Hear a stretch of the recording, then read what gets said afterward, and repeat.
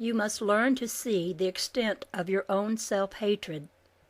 Until you, looking in the mirror, see your own beliefs reflected there, you will be using every brother or sister in your experience as a mirror to show you what you believe about yourself. While there is nothing wrong with this practice, it is not the shortest or the easiest way home, since there is always the tendency to think that what you see is somebody else's lesson. If you want to step outside the vicious psychology of the world, you must stop the game of projection. This game hides your unconscious death urge behind a facade of blame and conditional morality. It is ironic indeed, but at the very instant at which you are proclaiming your innocence at your brother's expense, you are also reinforcing your own feelings of guilt and inferiority.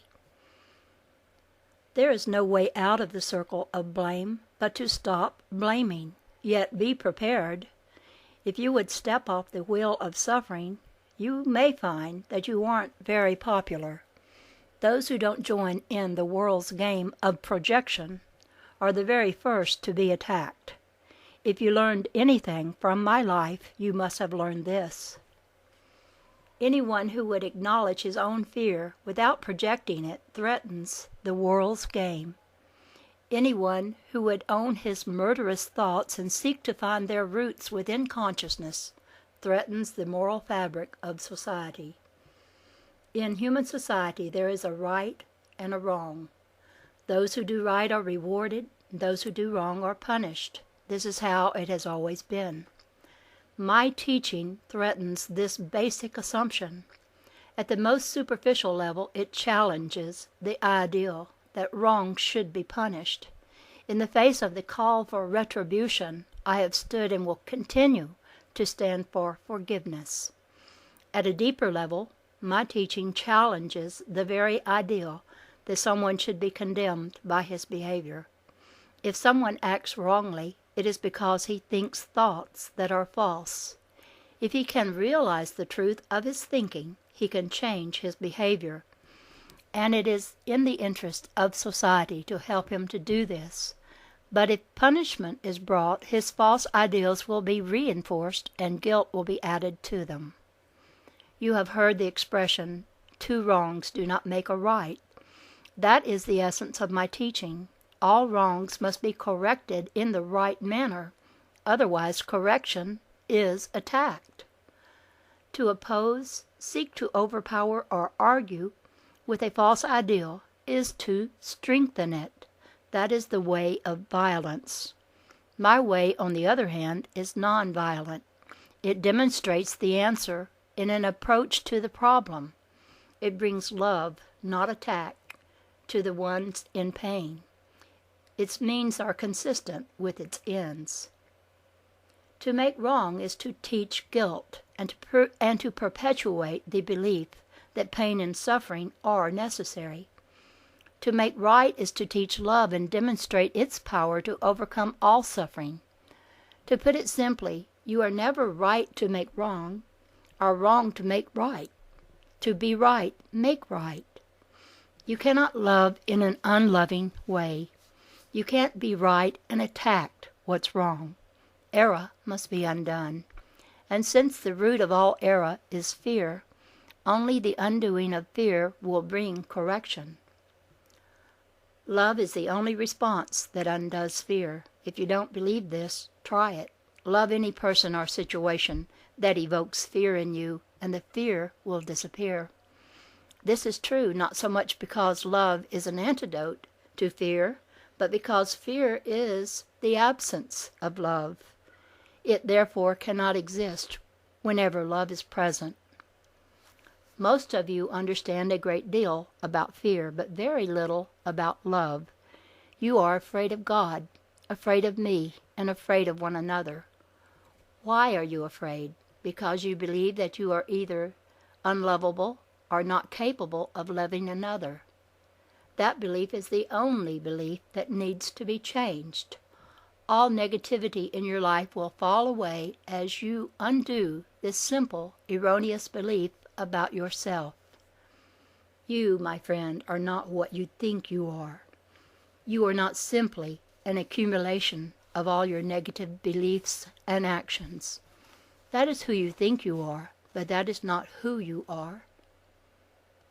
You are God's son, even as I am.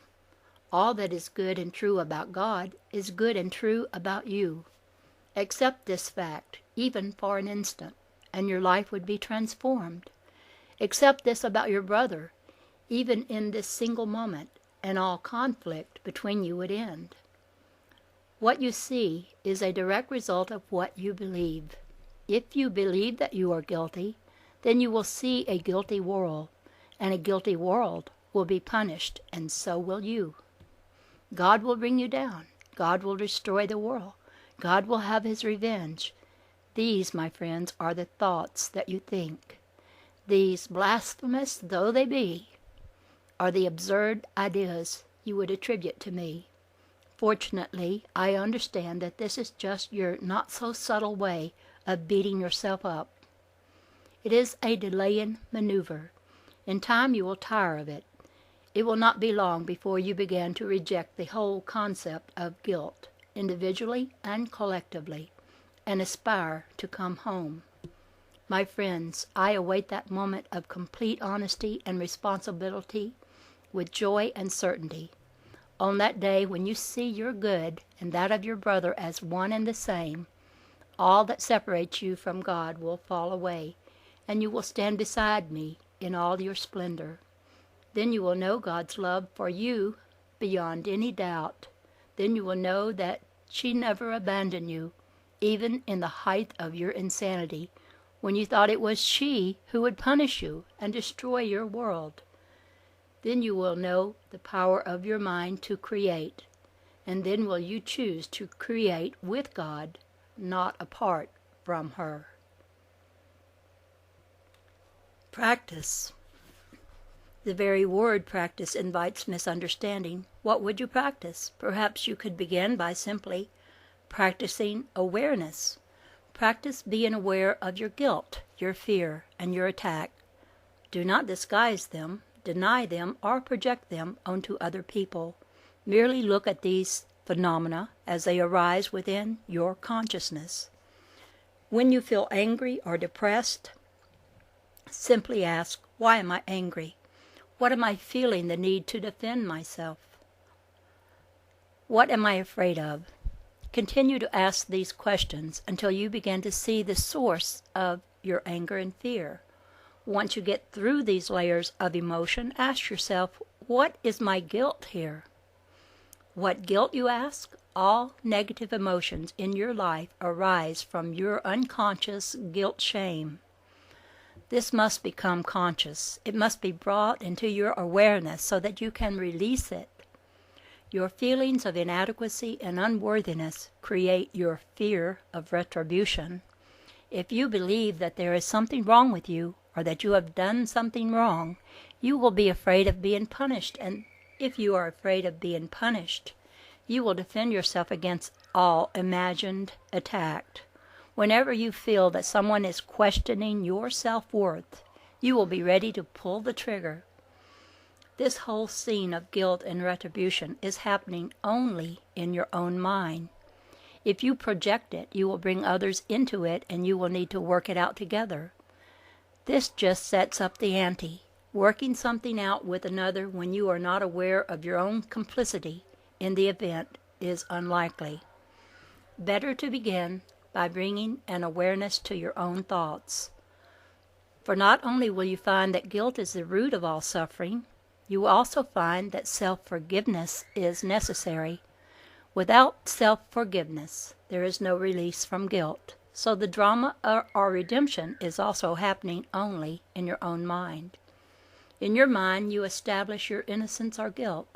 It does not matter how many people abused you. Blaming them will not help you. You are the judge who pronounces sentence, and so long as you are blaming someone else for your problems, you are refusing to offer forgiveness to yourself. Judge and jury live within your own thoughts. You established your guilt, and now you must dissolve it.